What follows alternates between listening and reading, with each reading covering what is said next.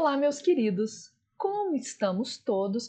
Eu tô de volta aqui com o Giro da Jana e o Janaflix, em que eu comento o que andou acontecendo no Brasil e no mundo, as discussões mais importantes, e aproveito para indicar filmes, documentários, músicas, eventualmente leituras, para não apenas enriquecer o texto dos meus vestibulandos, mas também enriquecer o conhecimento de mundo e a compreensão da realidade de todo mundo. Então, vem comigo, porque esta semana bombou.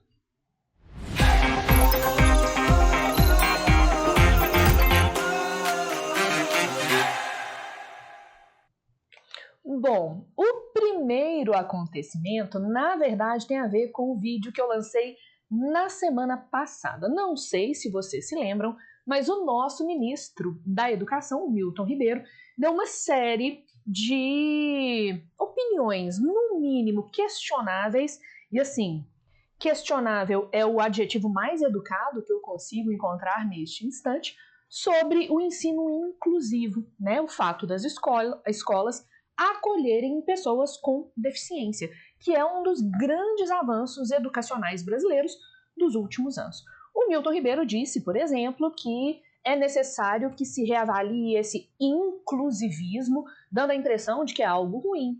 Ele falou que uma parte da população com deficiência é impossível de se conviver com ela e chegou a falar até mesmo que as escolas inclusivas atrasam o desenvolvimento dos alunos que não têm deficiência.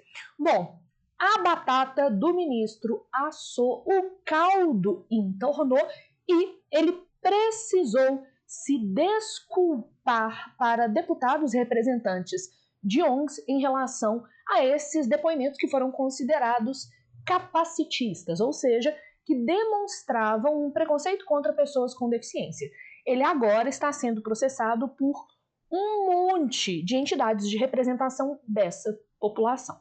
Bom, em relação ao nosso querido ministro, eu creio que nesse intervalo entre a semana passada e esta semana, ele tenha eventualmente assistido a um documentário que está na Netflix, que é lindo, inspirador, que se chama Crip Camp.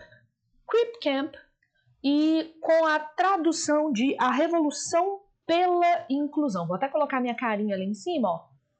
Crip Camp, ou seja, a palavra crip tem um sentido meio pejorativo, seria o acampamento dos aleijados, a inclusão sendo um elemento revolucionário, a revolução pela inclusão que está disponível na internet. O que eu acho mais interessante é que o Crip Camp foi um acampamento organizado por pessoas com deficiência nos Estados Unidos ali dos anos 60 para 70. A ideia da mobilização social desses indivíduos e a inclusão desses indivíduos parece só chegou para o ministro esta semana, mas nunca é tarde demais, não é mesmo? Temos uma outra indicação a partir de um outro acontecimento, mais ou menos nessa mesma linha de discussão. Nesta semana, o Brasil bateu o recorde de medalhas paralímpicas. A gente bateu 100 medalhas paralímpicas.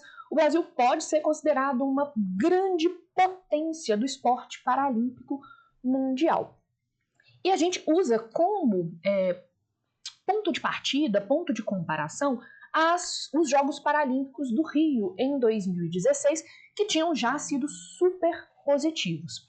Para você entender como é ser um esportista paralímpico, como é que esses indivíduos, apesar das várias formas de exclusão que sofrem, precisam do esporte e se dedicam ao esporte, eu indicaria novamente, porque eu já tinha feito isso, o documentário brasileiro Para Todos. E aí, se você quiser procurar lá no YouTube, porque ele está disponível completo no YouTube, é só você escrever Para Todos juntinho, ó.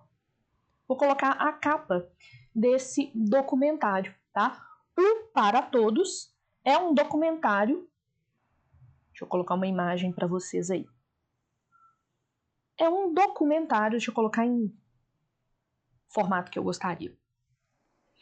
É um documentário que vai reunir atletas paralímpicos na transição da preparação dos Jogos de Londres para os Jogos Paralímpicos do Rio de Janeiro. E aí a gente entende algumas cenas extraordinárias, como a que eu vi, por exemplo, do futebol de 5.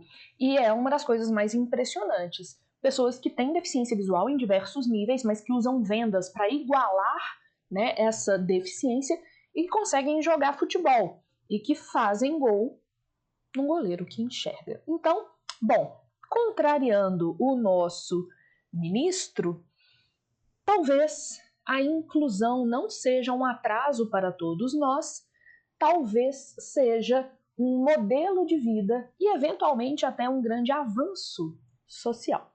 Bom, vamos para os nossos novos acontecimentos, que a gente estava fazendo uma recapitulação do que aconteceu na semana passada. Nesta semana, saiu o resultado de um levantamento do perfil típico do aluno que vai fazer o Enem 2021. E o resultado não é lá muito animador, tá? O Enem 2021 é o Enem mais branco e elitista da década, porque foram negados vários pedidos de isenção de inscrição no Enem, o que atinge diretamente a população preta, parda e pobre no Brasil. E diante dessa elitização do Enem, a gente teve uma série de ações feitas tanto por partidos da oposição quanto órgãos de mobilização estudantil pela reabertura da isenção do Enem, de modo que esses alunos tenham mais chance de conseguirem a isenção. Além de tudo, né, a pandemia fez com que as desigualdades sociais e educacionais brasileiras ficassem mais explícitas. Se você quer entender por que um aluno de escola pública, majoritariamente, tem menos chances de se candidatar ao Enem, às vezes ele prefere até não fazer o Enem, acho que vale a pena você procurar um documentário brasileiro lindo de 2017 que se chama Nunca Me Sonharam, tá? O Nunca Me Sonharam mostra a realidade das escolas públicas brasileiras, dando voz a quem deveria ser protagonista nessa história, os alunos. E um dos alunos fala que ele não tem sonhos porque ele nunca foi sonhado, né? Nunca me sonharam. Bom, a gente pode se perguntar também o quanto que essa naturalização da exclusão dos indivíduos não tem a ver com um conceito que eu estou até usando nas minhas turmas, nos cursos digitais nesta semana, que é o conceito de aporofobia.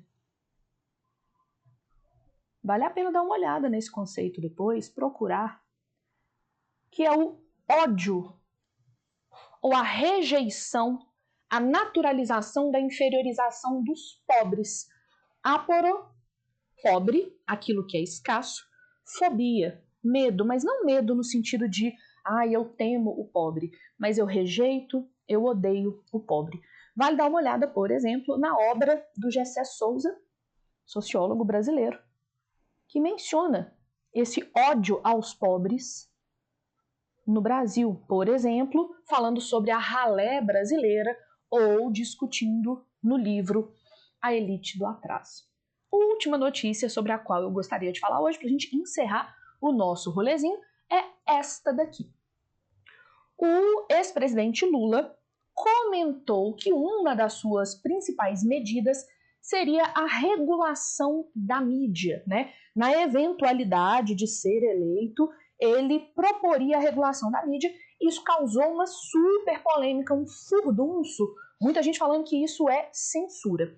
Gente, originalmente, a regulação da mídia não é por si só uma censura. É a ideia de estabelecer um marco mínimo de regras para reger esse sistema de comunicação, né? Por exemplo, proibindo o que a gente chama de propriedade cruzada. Uma mesma empresa ser dona de vários veículos de mídia. Então, por exemplo, pensa aí numa empresa que é dona de TV a cabo, TV aberta, revista, jornal, rádio, entre outros. Será que tem isso no Brasil? Qual é o problema disso existir? É muito mais fácil para esse grupo controlar e manipular a opinião pública. Isso reduz a multiplicidade de opiniões e de interesses, né? Tem pelo menos 2 documentários brasileiros de que eu gosto muito que falam sobre essa questão da manipulação, das distorções da estrutura midiática brasileira. Uma delas é um clássico, que é o Muito Além do Cidadão Kane. Então, é um documentário mais velhinho, de 1993, que está disponível no YouTube, caso vocês queiram procurar, que conta a história da Rede Globo de televisão, que hoje é um Grupo Globo, porque está em várias áreas, e mostra o poder que o Grupo Globo tem no Brasil e como esse poder foi sendo construído. Um outro, aí é um documentário barra filme barra peça de teatro, que eu gosto muito para discutir as distorções da mídia, é um dos documentários mais estranhos que eu já vi, assim, que é o Mercado de Notícias. É uma peça de teatro sendo filmada e isso é entremeado com comentários de jornalistas brasileiros. Mercado de Notícias, que está disponível no YouTube também. Vou colocar a carinha dele aqui, para facilitar para vocês. Que faz uma menção a uma obra do Shakespeare, que é a peça de teatro que está sendo encenada e filmada. E isso é entremeado com comentários de grandes jornalistas brasileiros falando sobre algumas das histórias mais bizarras que já aconteceram na mídia brasileira. E para a gente encerrar, e vocês não acharem que a regulação da mídia é uma coisa que só acontece no Brasil, essa república das bananas e tal, eu queria mostrar para vocês que a regulação da mídia é algo que já foi feito em várias outras nações que a gente correntemente acha super desenvolvidas. A BBC fez uma matéria muito interessante que se chama Como funciona a regulação de mídia em outros países. Entre outros países, a Inglaterra, a Austrália e o Chile já passaram por esse marco mínimo de regras que devem reger o mercado midiático. Jovens, acho que foi um vídeo informativo, denso. Vem aí um feriadão, porque eu estou aqui às vésperas do feriado de 7 de setembro, e por incrível que pareça, principalmente essa discussão sobre a regulação da mídia tem muito a ver com o feriado de 7 de setembro. Um beijo, foi um prazer e a gente se vê.